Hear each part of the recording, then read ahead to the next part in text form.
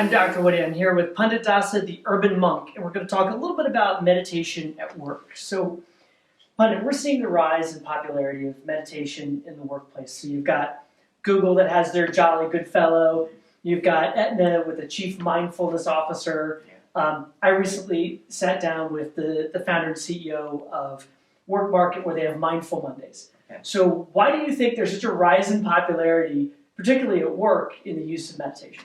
Well, Woody, according to the American Institute of Stress, 46% of our stress comes from our workplace. Right. That's half of all our stress comes from there, and 28% of it comes from people issues. So if you have people issues at work, that's Right. 3/4 of your stress coming just from your workplace. So that's why they're interested, is because they're causing their people 3/4 of the stress in their life in one sense, so they got to find a way to make those people feel better and feel happier so that they don't want to leave and go to some other company. Yeah, and decades of polling has shown that the number one stressor in people's lives is either work or money.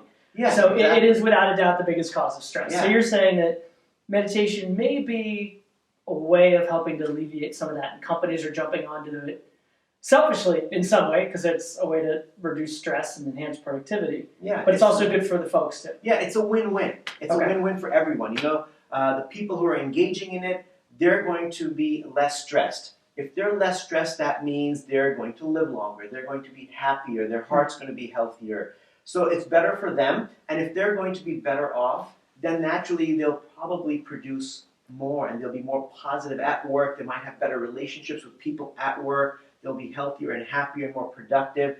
And that's why, because the other statistic from the American Institute of Stress is that stress is costing American businesses about $300 billion a year from turnover, absenteeism, workers' compensation awards and all of these things. So, and here's a very simple and easy way to engage employees and help them become healthier and happier. Yeah, and I know one of the things you always encourage is for people like myself to meditate at home and to have a personal practice. But the reality is most Americans spend most of their waking hours working. Yeah. And so it sounds like companies are jumping onto that idea of like, look, you're not going to do it at home, right? Because you're rushing to get out the door, or you're coming home to screaming kids or nagging spouse or whatever it is. Not me personally or you, but others may complain of that.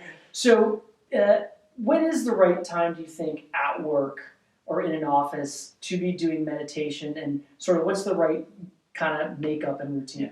So I do think you can do it at home. Some people are like early birds. When I was living in the monastery, I was waking up at 4:30. But of course, I was living in a monastery. It's like morning radio jockey Yeah. hours. Yeah, okay. So, but I think you can do it for those who have the discipline. Plenty of people do. To start your day off with 5 or 10 minutes before anything begins. You work out your mind. You train the mind to get out the door, and then when you get to work, you can do it. At your lunch hour. If there's a park nearby, go for a walk. Mm-hmm. If you drive to work, sit in your car, meditate.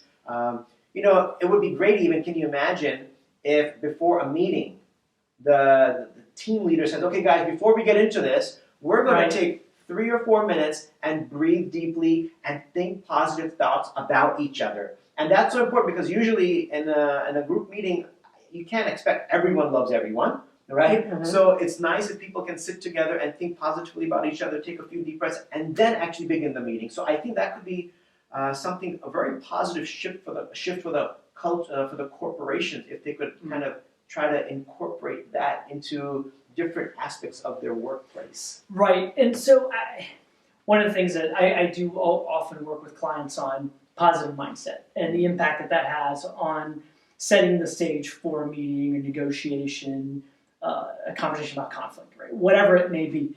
Are there different kinds of meditations you should do? So, for example, I'm going to go into a meeting and I want to get the groups in a certain frame of mind, or before I go in to negotiate a tough sale. Like, how would you prep for those using meditation? Well, there's a nice article from the Harvard Business Review that says mindfulness and meditation can boost emotional intelligence. Mm-hmm. And that really means... So reading cues, essentially, right? Reading between the lines. And because if you're in a more calm state of mind, then you're able to see where this person's coming from. If you just have an agenda and you just want to get everything off of your mind, you want to do all the talking, we're not even taking the time out to understand this other person, and that's probably going to lead to a lack of communication, miscommunication, and ultimately lead into conflict. But meditation will put us in a calmer state where we can understand where the other person's coming from, and that's going to open up the door for really positive and fruitful communication.